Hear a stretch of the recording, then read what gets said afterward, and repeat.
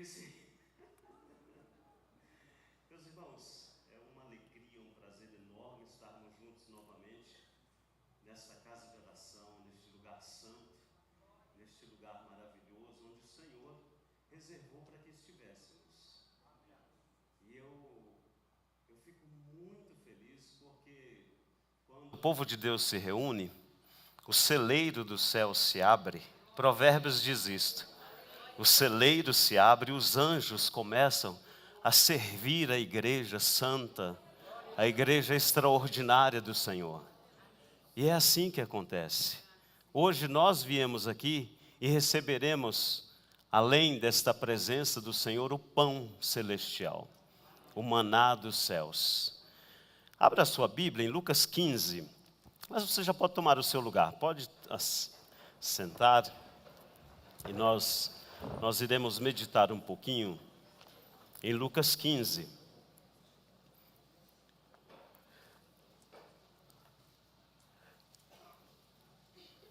Não iremos proceder à leitura de todo o capítulo de uma só vez, mas procederemos à leitura alternada. À medida que nós formos desenvolvendo o sermão, à medida que nós formos meditando em cada tópico, você irá acompanhar esta leitura comigo.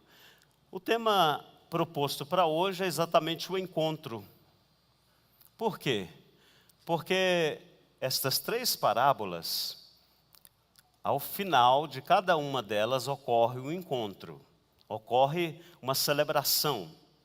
Mas algo especial na última parábola se destaca, que naquele momento final da última parábola, este encontro ele é tenso, ele é sublime. E estas parábolas, elas são parábolas trigêmeas. O que significa isto?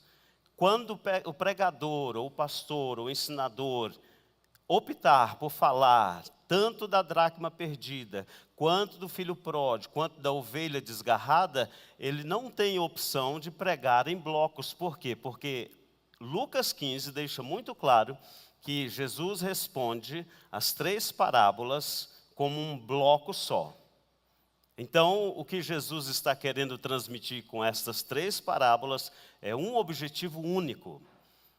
E por isso ela é conhecida, e muitos dizem que é parábola trigêmeas, não dá para separar, porque Jesus vai de uma escala de ensinamento. E aí eu fiz questão de pedir para que colocasse esse espiral. Por quê?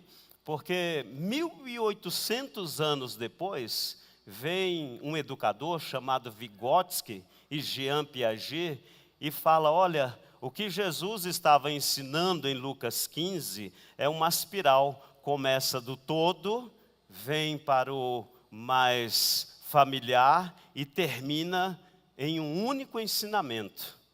E é isto que Jesus faz em Lucas 15. Jesus começa falando de uma forma generalizada e depois ele vai para a dracma perdida, num ambiente mais familiar, e encerra com o Bob, que está aqui hoje, e o Bob é o filho pródigo. Abra aí Lucas 15, versículo 1. A versão que eu quero que você acompanhe na tela é uma versão da linguagem de hoje que diz assim: certa ocasião, muitos cobradores de impostos e outras pessoas de má fama chegaram perto de Jesus para ouvir. É importante que você veja quem é esse público. É importante, eram cobradores de impostos, pessoas de má fama, e eles vieram até Jesus para ouvir. Aí tem a segunda leva deste público. Os fariseus e os mestres da lei criticavam Jesus, dizendo: este homem se mistura com gente de má fama e toma ou come refeições com ele. Esta parte introdutória de Lucas 15 mostra exatamente um momento de acusação. E não era acusação de qualquer grupo, não era acusação de qualquer pessoa, mas existia meio que um conluio para acusar Jesus. Então, aqui neste momento surgiu um pré-julgamento e uma tensão psicológica.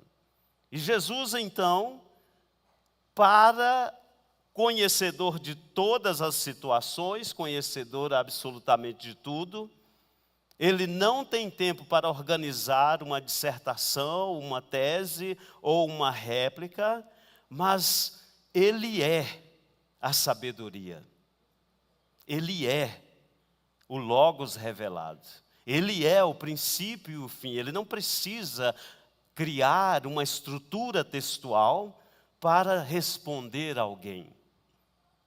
Mas Jesus responde com classe, que nenhum pedagogo, nenhum mestre consegue fazer o que ele faz aqui neste texto. E Jesus começa, depois desta acusação, Jesus começa mostrando então a primeira perspectiva, que é a perspectiva geral, a ovelha perdida. Vamos para o versículo 4 ao versículo 7. Do versículo 4 ao versículo 7, Jesus respondendo a esta pergunta, Jesus diz assim: se algum de vocês, que eram os escribas, os fariseus, os mestres, aqueles que estavam ali presentes com Jesus, se algum de vocês tem 100 ovelhas e perde uma, por acaso não vão procurá-la? Assim deixa no campo. Tem algumas traduções que dizem no deserto. Você já parou para pensar? Por que aquelas ovelhas estavam no deserto? Lugar de ovelha é no aprisco. A grande maioria das citações bíblicas, referindo-se a ovelhas, elas estão atreladas ao aprisco, ao lugar bacana, ao lugar de alimento fresco, à grama verdejante. Mas estas ovelhas aqui, elas foram deixadas no deserto, e então as outras 90, deixou as 99 e foi procurar a ovelha até achá-la, até encontrá-la. O verbo encontrar aqui, neste caso, ele está centralizado em alguma situação de desordenamento, de desorientação, desencaminhamento. Esta ovelha não estava perdida simplesmente no caminho, mas esta ovelha, ela estava desorientada, sem saber para onde ir. Esta ovelha estava passando por uma situação de perambulações. Não sei onde estou, não sei para onde vou, a minha cabeça está a 1000 por hora. Este era o contexto da ovelha que se perdeu. E Jesus usa esta ovelha para mostrar a visão geral, a visão que ele quer ensinar para aquele público. Jesus continua no versículo 5. Quando a encontra, fica muito contente e volta com ela nos ombros. Chegando à sua casa, chama os amigos e vizinhos e diz: alegre-se comigo, porque achei a minha ovelha perdida. Pois eu lhes digo que assim também vai haver ou haverá mais alegria no céu por um pecador que se arrepende dos seus pecados do que por 99 pessoas boas que não precisam se arrepender. Lembre agora do público que Jesus está respondendo. Fariseus, escribas, hipócritas, pessoas que achavam que não estavam desorientados. Pessoas que não reconheciam o erro. Pessoas que viviam as suas vidas achando que estava tudo 100%. Principalmente escribas, conhecedor da lei, vivenciador do Torá, eles tinham por segurança que eles não eram pecadores. Mas Jesus mostra para eles que, no geral, a grande humanidade está desorientada quando se distancia da verdade. Isaías 53:6. Esta metáfora fala exatamente que todos nós, sem exceção, rico, pobre, bonito, feio, gordo, magro, amarelo, verde, azul, todos nós éramos como ovelhas que se havia perdido. Novamente, esta ovelha aí não está perdida no caminho simplesmente, mas ela está perdida emocionalmente, desorientada, sem saber para onde ir. Um contexto geral. E é o que nós vivenciamos hoje na humanidade. Neste mundo contemporâneo, pós-moderno, tudo acelerado, onde a gente acorda na segunda, volta para dormir segunda à noite e acorda sexta-feira. É incrível. Incrível. Quando você abre o olho, meu Deus, já é sexta-feira. Parece que eu dormi na segunda e acordei na sexta. Nós já estamos no mês de abril, basicamente. Uma desorientação geral, as tecnologias, os avanços e etc, etc. E é para este público que Jesus Cristo está se referindo, que há sim uma necessidade de um resgate. E por isso, lá em João 3,16, deixa muito claro que ele, o Filho de Deus, deu a sua vida para alcançar o mundo todo. Mas Jesus vai agora para um contexto um pouco mais particular. Nós não iremos abordar esta parábola, porque o tempo não dá, mas ela é interessantíssima. Jesus vai agora para a dracma perdida, do versículo 8 ao versículo 10. Jesus continuou: se uma mulher tem 10 moedas de prata e perder uma, vai procurá-la, não é? Ela acende uma lamparina, olha que ação extraordinária. Ela acende uma lamparina, ela toma uma decisão de buscar um recurso. Naquele momento, ela estava impotente de encontrar aquela moeda, perdida na casa, perdida na poeira, perdida no seu ambiente familiar.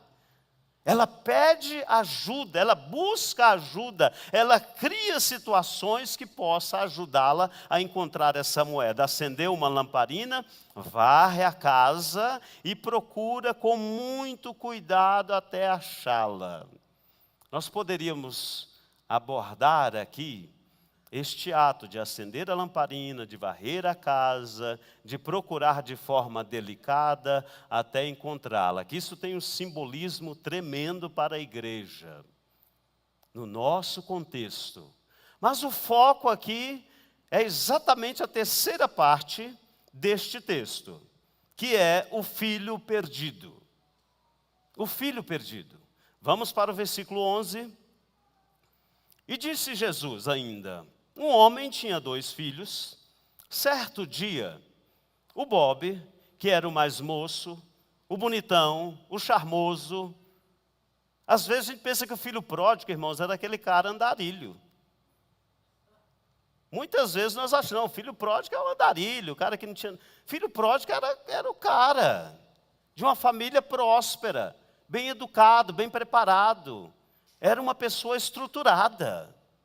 Se você observar o contexto em que Jesus desenrola esses 3 fatos, quando você chega neste contexto específico desta família, que tinha herança, que tinha pai, tinha irmãos, tinha empregados, era uma família próspera. Mas o filho pródigo chamado Bob optou de forma drástica, de forma rústica, de forma grosseira, chamar o pai e pedir a parte da herança que lhe cabia. Isto era algo extremamente grosseiro para se fazer. E o Bob, então, diante desta decisão do pai, o pai ouve, chama os 2 filhos. No versículo 3 diz assim: poucos dias depois, aliás, o versículo 12, o pai: quero que o Senhor me dê agora a minha parte da herança. E o pai repartiu os bens entre os 2 filhos. Os 2 filhos. Um continuou administrando a casa e administrando a herança. Mas este moço aqui, poucos dias depois, ajuntou tudo o que era seu e partiu para um país que ficava muito longe. Ali viveu uma vida cheia de pecado e desperdiçou tudo o que tinha. Tudo o que tinha. O moço, depois de gastar tudo, houve uma grande fome naquele país e ele começou a passar necessidade. Então procurou um dos moradores daquela terra e pediu ajuda. este mandou para a sua fazenda a fim de tratar de porcos. Se nós pudéssemos parar esta mensagem aqui, nós já diríamos que está estabelecido um caos na vida deste jovem simpático que tomou a decisão de pegar a fortuna e abandonar a casa do pai. Isto me faz lembrar quantos de nós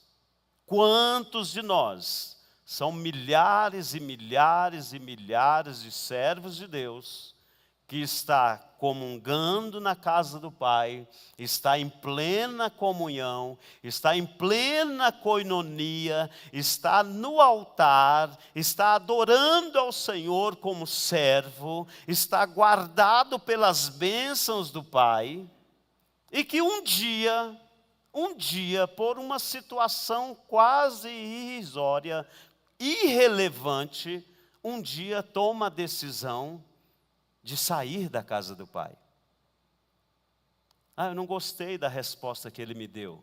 Eu quero a parte da minha fortuna, eu não quero mais ficar nessa igreja, eu não quero mais ficar dentro deste contexto do cristianismo. Eu vou agora gastar o que eu tenho. E quando está lá no mundo, quando está lá fora do contexto da riqueza paterna, o desastre vem.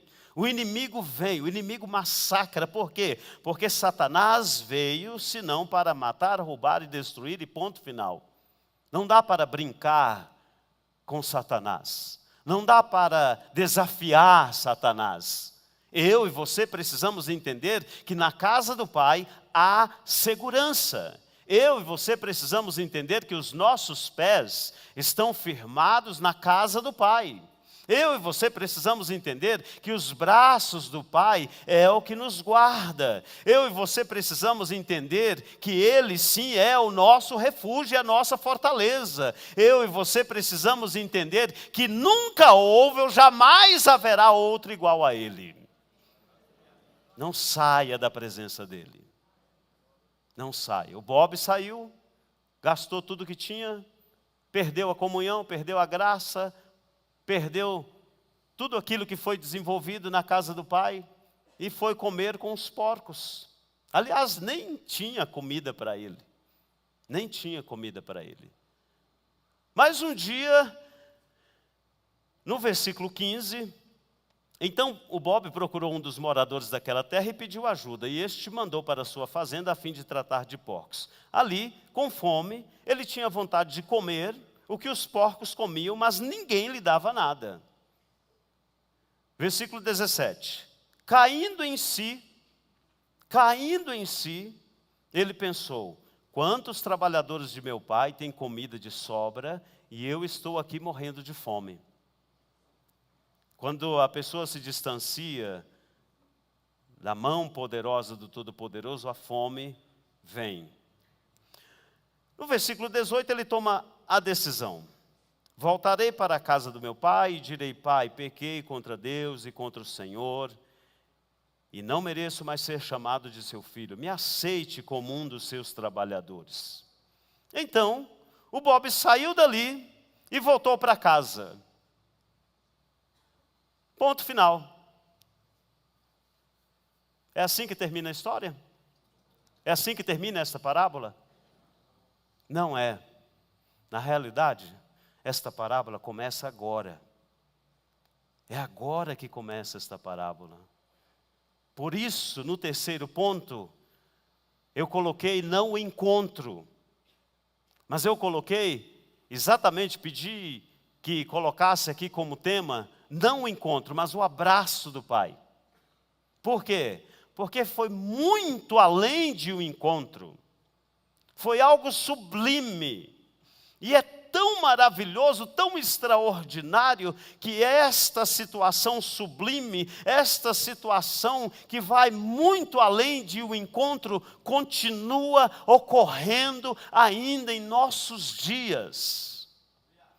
Hoje, você que está nos ouvindo, você que está assistindo, você que está aqui presencialmente, hoje, nesse exato momento, às 20h38, você tem a oportunidade de receber não apenas o encontro do Pai, mas um abraço do Pai. Um abraço do Pai. E sabe por que é aqui que começa essa parábola? Porque o abraço do Pai não é simplesmente um abraço. Não é. Não é um abraço, simplesmente. É algo muito além. Muito além. Eu fui criado com uma família muito tradicional. Meus pais, de roça, nunca vi o meu pai beijar a minha mãe. Nunca vi o meu pai abraçar a minha mãe. E nunca recebi um abraço do meu pai. O meu pai, meu próprio pai. A minha mãe nunca me abraçou também, até os 30 e poucos anos. Provavelmente ela vai assistir isso, que ela é minha fã número 1. Mas hoje eu sinto falta. Eles não me abraçavam. E eu não via a importância do abraço entre eles. O dia que o Senhor me permitiu ter uma família abençoadíssima, uma esposa maravilhosa e 2 filhos, você acha que eu tinha capacidade para abraçar a minha esposa? Sim ou não? Não. Neste contexto, sem chance. Fugi de casa aos 13 anos. Não tive um pai que me abraçava, uma mãe que me abraçava. Fugi de casa aos 13 anos. Dos 13 aos 27, 28, 30, sobrevivente da vida, sozinho. Voltei em casa para visitar algumas vezes, mas sobrevivente. Aí me casei. Encontrei uma esposa que recebia o abraço do pai todos os dias antes de trabalhar e quando chegava do trabalho. Uma mãe que abraçava todos os dias. Agora você imagina, uma pessoa totalmente estruturada emocionalmente neste contexto e outra totalmente desestruturada. Quando a Daniela, que é minha esposa, pensava em me abraçar, eu me sentia a pessoa mais horrível do mundo. Por quê? Por que me abraçar? O que isso tem a ver? Para que isso? Para que isso?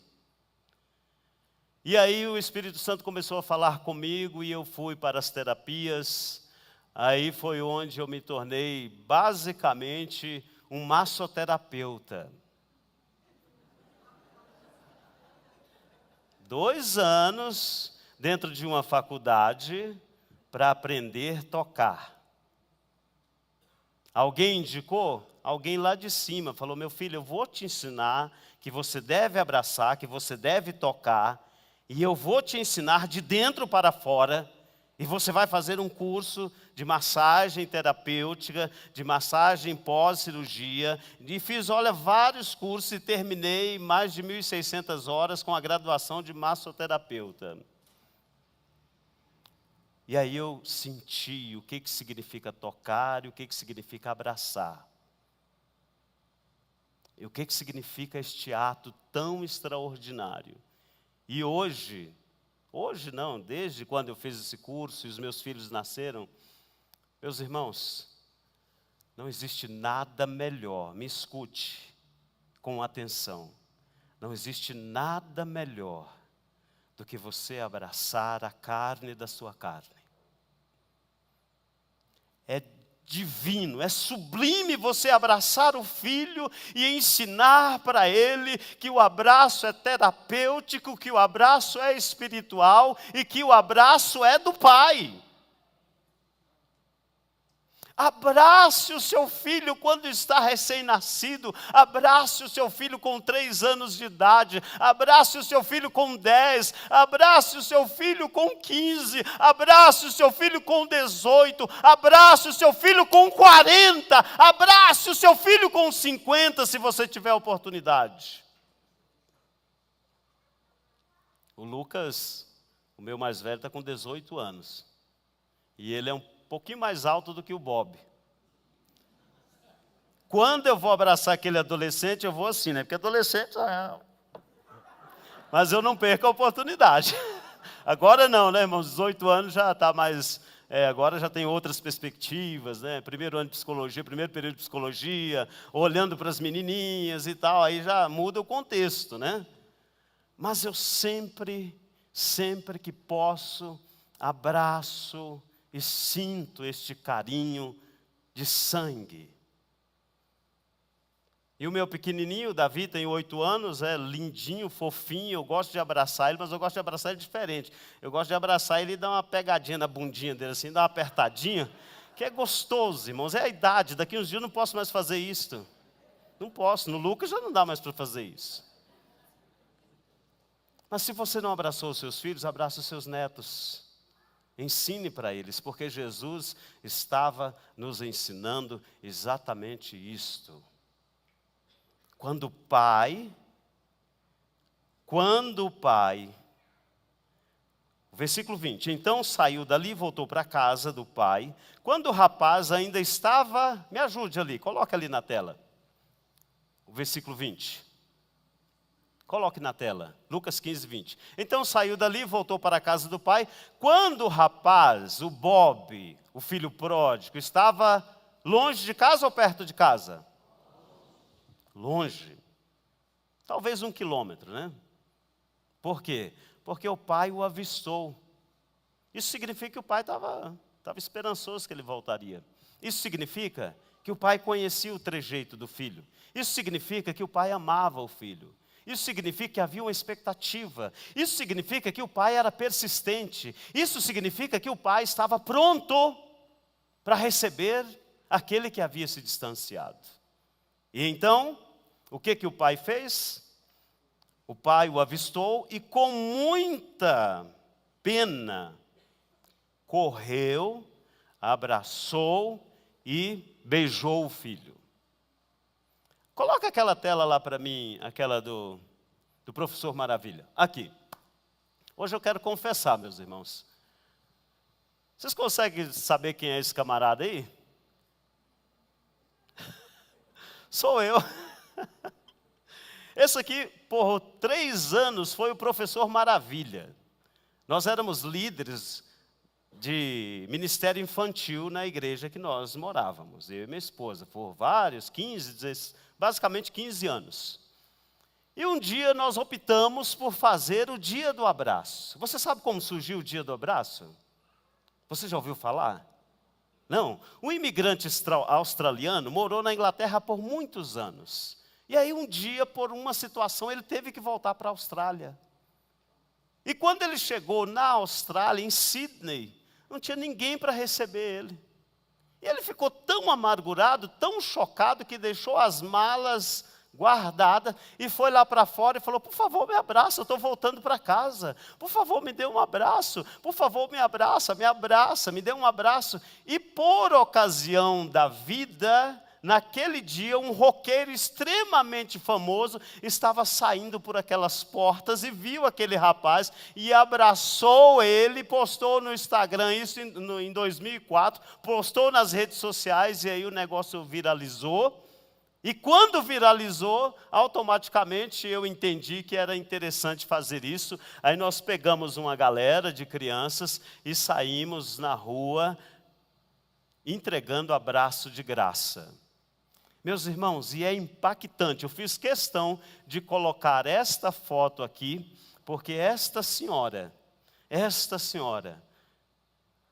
ela confessou que já fazia mais de 2 anos que ninguém abraçava ela. Mais de 2 anos. A parábola começa aqui, e o grande mistério agora do abraço, eu quero que você me acompanhe, para você saber o que aconteceu com o filho pródigo e como aconteceu e como acontece quando você e eu abraçam alguém. E eu não estou inventando, a neurociência explica o que acontece quando você dá um abraço de urso em alguém. Um abraço apertado, um abraço abençoador, um abraço como servo de Deus. E este termo abraçar aqui vai muito além do que estender as mãos. Sabe quando Jesus Cristo encontra com os leprosos e ele toca naquele leproso, naqueles leprosos, impressionante porque no original o tocar é abraçar.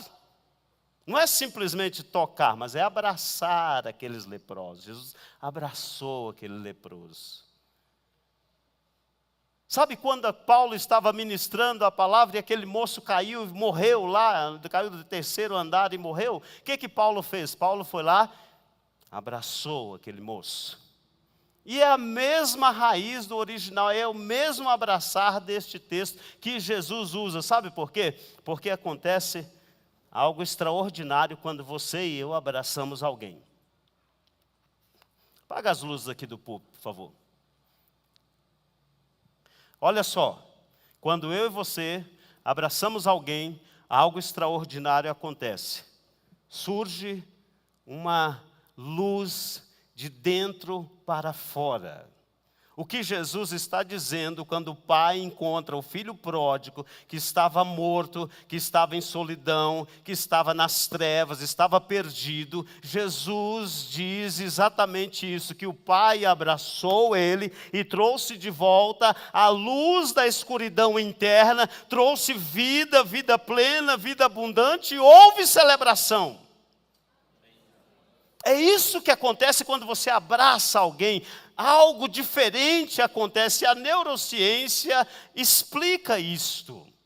Que há uma corrente tão extraordinária de que a neurociência chama de energia, mas que na realidade, no contexto, como servo de Deus, no contexto bíblico, é a presença do Espírito Santo que traz alegria aos nossos corações e transforma a tristeza, a angústia, a solidão, a depressão, a perdição, a escuridão, as trevas, ele transforma de dentro para fora.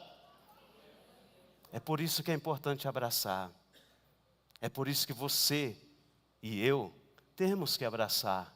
Porque o pai encontrou com o filho pródigo e trouxe luz para ele. E aí o filho mais velho cria toda aquela perrenha. E o que o pai fala? Este meu filho estava perdido. Estava em trevas, estava condenado. Mas ele foi encontrado. Ou seja, ele estava em perdição plena, escuridão total, mas quando eu o abracei, recebi e o beijei, automaticamente algo novo começou a surgir no seu contexto emocional, no seu contexto físico, na sua própria vida. Bob, agora você vai ter que ficar de pé de novo. Me ajuda aí. É que agora ele está impactado com o abraço.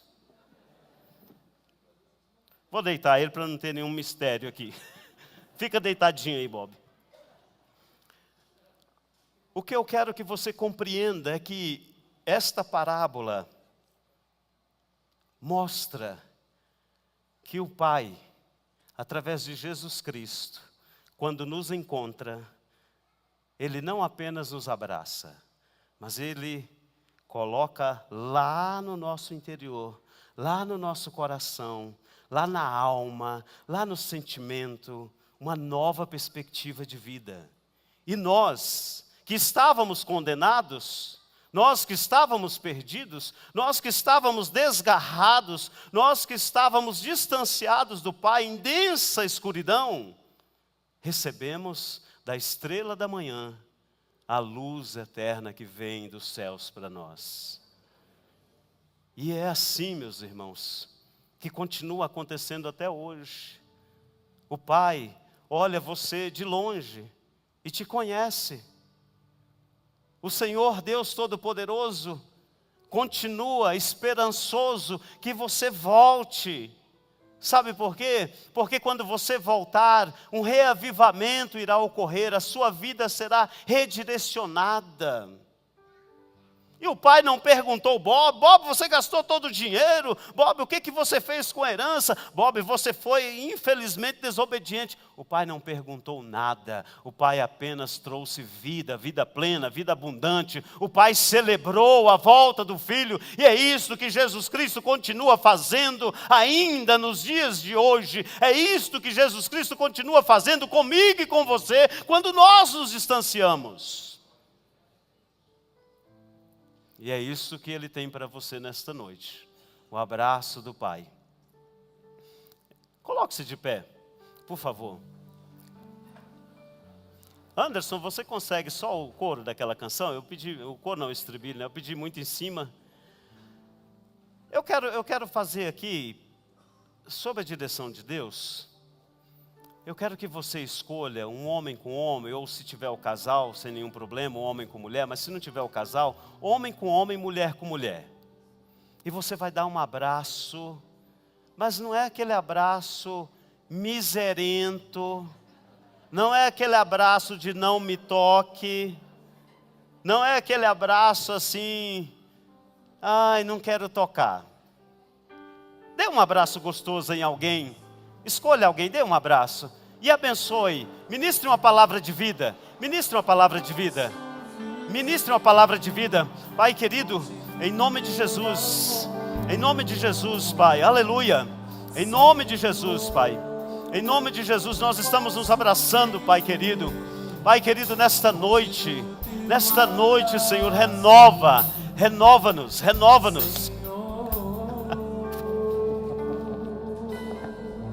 Deus abençoe, irmão, Deus abençoe você, viu? Muito, que o Senhor realize todos os planos que Ele tem para você, meu amigo. Oh, aleluia, Jesus.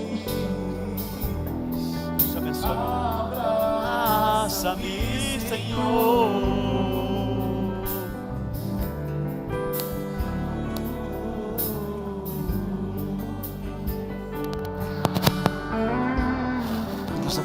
Posso viver longe do teu amor, Senhor. Não posso viver longe do teu abraço, Senhor.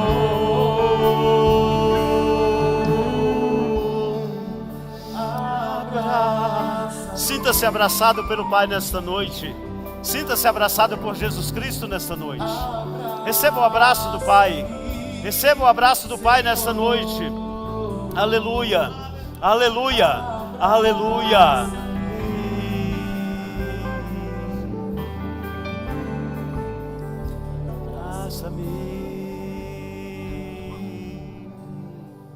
Aleluia. Glória a Deus. Tem alguém nesta noite aqui que está distanciado da casa do Pai? Que quer reconciliar? Tem alguém aqui? Tem alguém em casa que quer reconciliar nesta noite? Não quero saber o que você fez, o que você deixou de fazer. O Pai não quer saber nada disso. Ele quer te receber, Ele quer te abraçar, Ele quer transformar esta tristeza, esta angústia em alegria. Tem alguém? Tem alguém? Levante a sua mão se tiver alguém que quer reconciliar nesta noite. Tem alguém? Ali está uma pessoa, glória a Deus. Glória a Deus. Tem mais alguém? Mais alguém? O Senhor deixou 99 e buscou uma. O Senhor encontrou apenas um filho, não encontrou uma família. Ele foi ao encontro de um filho. Mais alguém? Pastor Maciel, depois o senhor ore por ele, por favor. Olha lá, um jovem simpático, abençoado. Meu irmão, seja bem-vindo à casa do Pai, viu? Seja bem-vindo, esta é a sua casa. Meus irmãos, muito obrigado em nome de Jesus.